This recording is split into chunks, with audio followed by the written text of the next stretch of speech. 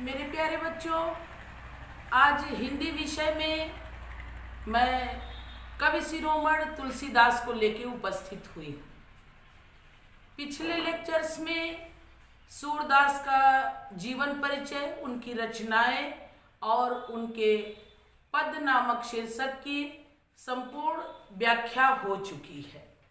आज हम लोग तुलसीदास के जीवन वृत्तांत के बारे में जानेंगे।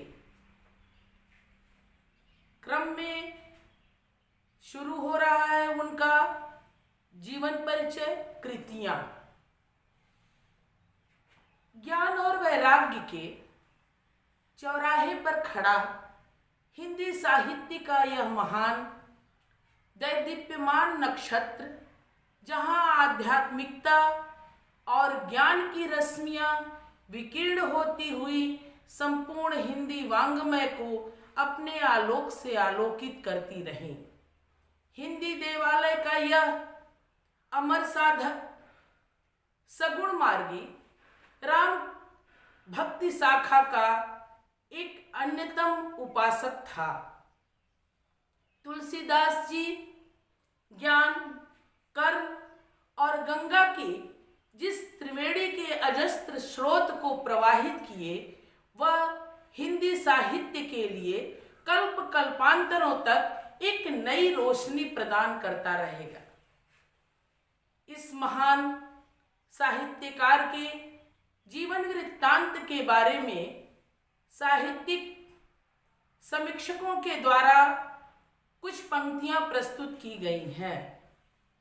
संवत 1589 जागा राजापुर का भाग, हुलसी ने तुलसी को पाया और हिंदी का अमर सुहाग। राम नाम बोला बोला था, राम नाम जन्मत तत्काल, पिता आत्मा राम देखकर बालक को हो गए निहाल। पर जब पाया अभूत मूल नक्षत्र में, उपजा मन में कुछ ज्ञान, त्यागा सौंप दिया मुनिया को, मुनिया दिन नरहर दास। पालित पोषित होकर के से सनातन से पा ज्ञान, मुक्त कंठ से कह उठते हैं जय तुलसी जय तुलसीदास। मेरे प्यारे बच्चों, जहां एक तरफ सूर्य की दैदीप्यमान ऊर्जा संपूर्ण वाङ्मय को आलोकित करती रही, वहीं संत प्रवर तुलसीदास ने ज्ञान और कर्म का समन्वय करके लोक मंगलकारी भावनाओं का समावेश किया।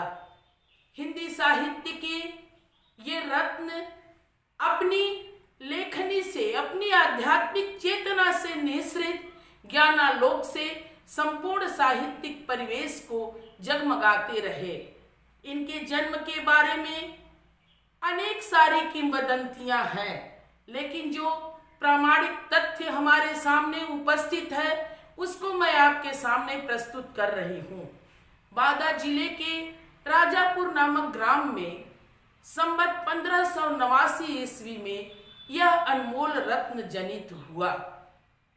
महाकवि तुलसीदास के बारे में ये कहा जाता है कि पिता आत्मा राम इनके जन्म के समय जब ज्योतिषों को दिखाए तो अभूत मूल नक्षत्र में उत्पन्न होने की बात ज्ञात हुई। पिता को जब यह आभासित हुआ, और यह भी समीक्षकों के द्वारा वर्णित है कि बालक जन्म के समय ही राम नाम का उच्चारण किया था। इस आश्चर्यान्वित करने वाले उनके उस तथ्य को देख करके पिता के मन में कुछ ऐसे भाव उत्पन्न हुए कि बालक के प्रति उनके मन में शंका उत्पन्न हुई। इनकी मां का नाम हुलसी था। इन्होंने तुलसीदास का पालन पोषण करने के लिए मुनिया नाम के एक दासी को सौंप दिया। तुलसीदास जी मुनिया नामक दासी के द्वारा पालित पोषित हो करके जब कुछ बड़े हुए और शिक्षा अध्ययन हेतु जब इनकी उम्र हुई, तो मुनिया नामक दासी ने आचार्य नरहर दास को सौंपा। वहां इन्होंने प्रारंभिक योग और अन्य शिक्षाओं का जो प्रारंभिक अवस्था में बालक को जानकारी होनी चाहिए प्राप्त हुई। आचार्य नरहर दास बालक के उस प्रचंड प्रभा को देख करके इनके शेष विकास के लिए आचार्य सनातन के पास ले गए। वहां वेद वेदांतों योग आदि का सम्यक विश्लेषण इन्हें प्राप्त हुआ। मेरे प्यारे बच्चों, हिंदी साहित्य का यह दैदीप्यमान आलोक अपने विकास के इस क्रम में जब वो किशोरावस्था की दहलीज पे पहुंचे, उस समय इनका विवाह दीनबंधु पाठक की पुत्री अनुपम सुंदरी रत्नावली के साथ हुआ। अपने वैवाहिक जीवन की उस रमणीयता में पूर्णतया खो जाने वाले तुलसीदास जी पत्नी के रूप सौंदर्य पर पूर्णतया आसक्त हो गए थे। इनके बारे में तो यहाँ तक वर्णित है कि पत्नी के मायके जाने के पश्चात उसके वियोग में दुखी तुलसीदास जी प्रतिकूल परिस्थितियां होने पर भी वर्षा ओले आदि पड़ते हुए कठिन परिस्थितियों में परवाह न करके और नदी को पार करते हुए वहां उसके मायके तक पहुंच गए। रत्नावली जब तुलसीदास जी को इस तरह आया हुआ देखी तो इनकी भर्त्सना करते हुए इनको सांसारिक वस्तुओं के प्रति और अपने प्रति इस तरह की आसक्ति को देखकर फटकारते हुए कही, अस्ति चर्म में देह मम तामे ऐसी प्रीत तैसी सो श्री राम में होत न तौ भवभीत। पत्नी की इस फटकार को सुनकर के संत तुलसीदास का मानस परिवर्तन हुआ और वहीं से उनके अंदर वैराग्य की अनुभूति हुई और वो राम के अन्यतम गुणों का गान करने लगे। उन्होंने एक कालजयी कृति रामचरितमानस संपूर्ण संसार को प्रदान की, जो हिंदी साहित्य की अक्षय निधि है। रामचरितमानस का अवगाहन करने के पश्चात पाठक और श्रोता रस के उस अजस्त्र स्रोत में निमग्न हो जाते हैं, जिसकी अनुभूति ही राग और आध्यात्मिक चेतना से होती है। मेरे प्यारे बच्चों, हिंदी साहित्य का यह कवि जिनके जीवन को लेकर के, जिनकी कृतियों को लेकर के एक तरफ गार्हस्थ जीवन की लुनाई है, आसक्ति है, तो दूसरे तरफ ज्ञान की त्रिवेणी प्रवाहित होती है। यह महान प्रभा पुंज दीपक संबत 16वीं अनमोल कृतियों को प्रदान करके यश रूपी सुरभि से आज भी हिंदी उपवन को सुरभित करता हुआ पंचतत्व में विलीन हो गया। इस महान कवि के द्वारा लिखी हुई रचनाएं कुछ इस प्रकार हैं। इन्होंने जो रचनाएं लिखी उसमें रामाज्ञा प्रस, रामलला नहचू, वैराग्य संदीपनी, जानकी मंगल, पार्वती मंगल, दोहावली, कवितावली, गीतावली और रामचरितमानस कालजयी कृति के रूप में उपलब्ध है। मेरे प्यारे बच्चों, तुलसीदास के इस जीवन वृत्तांत को, उनकी कृतियों को लेखन रूप में भी लिखने के लिए आपके पास मैटर जाएगा। अब उनका शुरू होता है धनुष भंग शीर्षक। तुलसीदास जी ने जो हिंदी साहित्य के जो बच्चे हैं, जो कोर्स हमारा है, उसमें धनुष भंग नामक शीर्षक बाल कांड से लिया गया है, रामचरितमानस के बाल कांड से लिया गया है। धनुष भंग जिसमें यज्ञ स्वयंवर में देश देश के राजा उपस्थित हुए थे, लेकिन शिव का वह प्रचंड पीन धनुष तोड़ने की सामर्थ्य किसी में नहीं थी। राजा जनक को ये अनुभूति होने लगी कि अगर यह शिव धनुष नहीं टूटेगा तो सीता का विवाह कैसे होगा। ऐसे में गुरु विश्वामित्र के साथ राम और लक्ष्मण दोनों भाई वहां स्वयंवर स्थल में पहुंचते हैं और आशा की एक किरण जागृत होती है। मेरे प्यारे बच्चों, धनुष भंग की व्याख्या के क्रम में जब हम आगे बढ़ेंगे तो सप्रसंग व्याख्या में हम लिखेंगे प्रस्तुत भाव प्रवण प्रेरणात्मक पद पंक्तियां हमारी नित्य प्रयोज्य पुस्तक हिंदी के धनुष भंग नामक शीर्षक से अनुस्यूत है। इसके रचयिता कवि शिरोमणि संत तुलसीदास जी हैं। इसमें कवि ने धनुष भंग के स्वयंवर यज्ञ की कथा का वर्णन बड़ा ही कौतूहलवर्धक, बड़ा ही मर्मस्पर्शी और बड़ा ही विचारशील ढंग से प्रस्तुत किया है। आइए व्याख्या के इस क्रम में हम आगे बढ़ेंगे। काव्य सौष्ठव में काठिन्य निवारण भाषा।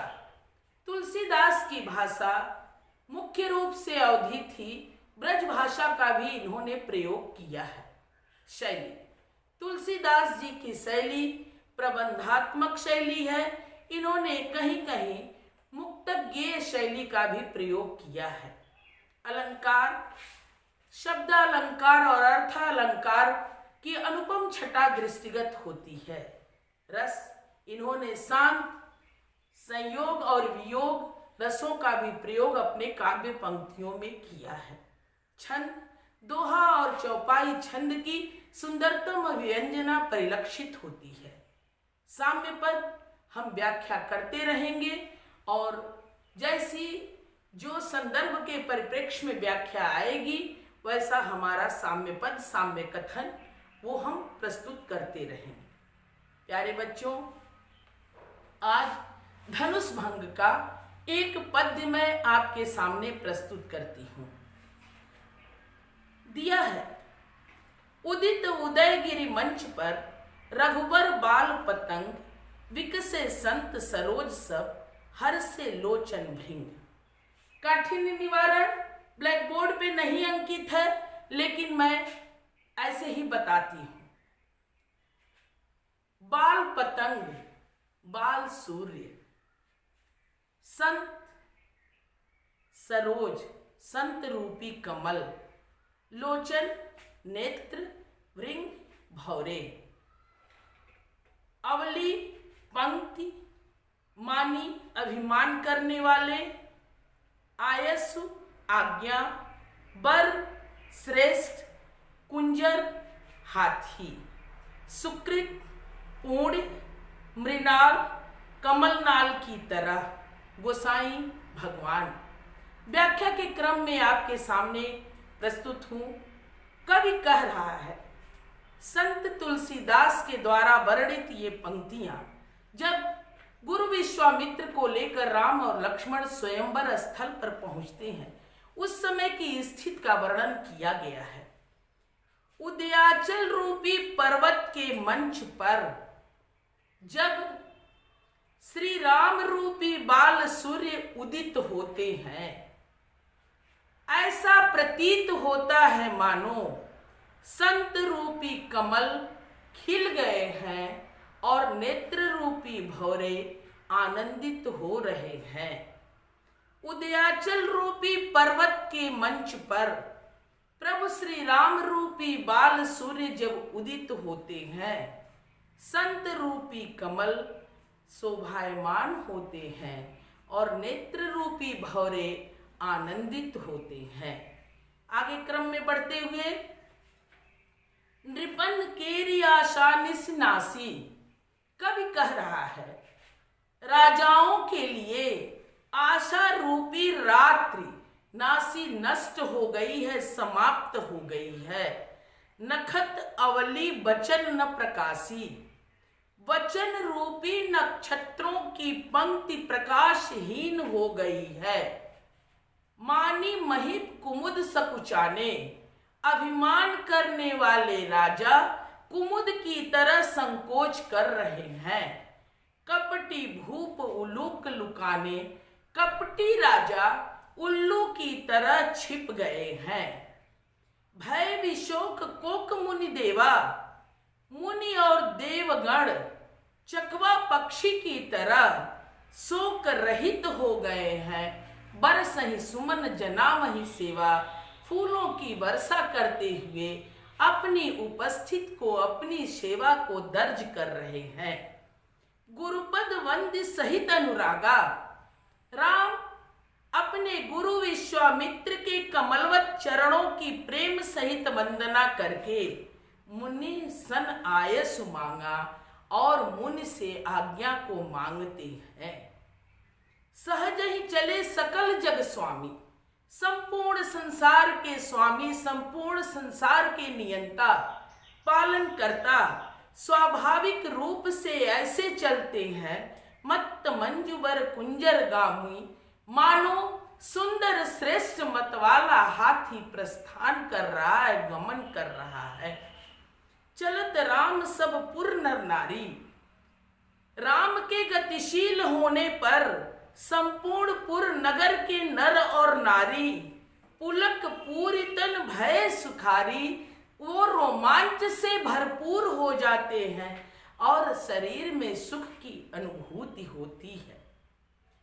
बंदी पितर सुर सुकृत संभाले, कह रहा है कवि, पितरों और देवताओं की वंदना करके सुकृत संभाले, पुण्य को संभाले हुए जो कुछ पुण्य प्रभाव हमारे जो भी है वो हमारे पुण्य का प्रभाव है। तो शिव धनु मृणाल की नाई, तो इन सारे लोगों की अनुकंपा को लेकर के, आशीर्वाद को लेकर के राम गणेश गोसाई आदि शक्ति गणेश भगवान की अभ्यर्थना करते हुए, वंदना करते हुए शिव धनुष को प्रभु श्री राम मृणाल की नाई, कमल नाल की तरह तोड़ देते हैं। मेरे प्यारे बच्चों, अभ्यास के क्रम में एक बार पुनः दोहराते हुए स्वयंवर यज्ञ के उस प्रसंग का बड़ा ही अनुभूतिपूर्ण वर्णन कवि करते हुए कह रहा है। उदयाचल रूपी पर्वत के मंच पर प्रभु श्री राम रूपी बाल सूर्य जब उदित होते हैं, जब उपस्थित होते हैं, संत रूपी कमल खिल जाते हैं और नेत्र रूपी भौरे आनंदित होते हैं। गोस्वामी तुलसीदास ने वर्णित करते हुए कहा है, राजाओं की आशा रूपी रात्रि समाप्त हो गई है। प्रतीकात्मक उद्बोधन और नक्षत्र रूपी वचनों की पंक्तियां प्रकाशहीन हो गई। अभिमान से ओत प्रोत गर्व से युक्त राजा कुमुद की तरह संकोच करने लगे हैं, कपटी राजा उल्लू की तरह लजाने लगे हैं। मुनि और देवतागण चकवा पक्षी की तरह शोक रहित हो गए हैं और फूलों की वर्षा करते हुए अपनी सेवा को बता रहे हैं, सेवा को वर्णित कर रहे हैं। कवि आगे बढ़ते क्रम में कहता है, प्रभु श्री राम गुरु के चरणों की प्रेम सहित वंदना करके और मुनि से आज्ञा को मांग करके स्वाभाविक रूप से संपूर्ण जग के स्वामी ऐसे चलते हैं मानो श्रेष्ठ मतवाला हाथी प्रस्थान कर रहा है। प्रभु श्री राम के उस अतुलित बलधाम का वर्णन करते हुए कवि कह रहा है, जब राम वहां चलते हुए उपस्थित होते हैं तो संपूर्ण नगर के नर नारी रोमांचित हो जाते हैं और उनके शरीर में सुख की अनुभूति होती है। पितरों और देवताओं की वंदना करके उनसे आशीर्वाद के रूप में प्राप्त पुण्य को संभाले हुए प्रभु श्री राम के विषय में यह वर्णित किया गया है कि यह जो कुछ भी है सब पुण्य का प्रभाव है।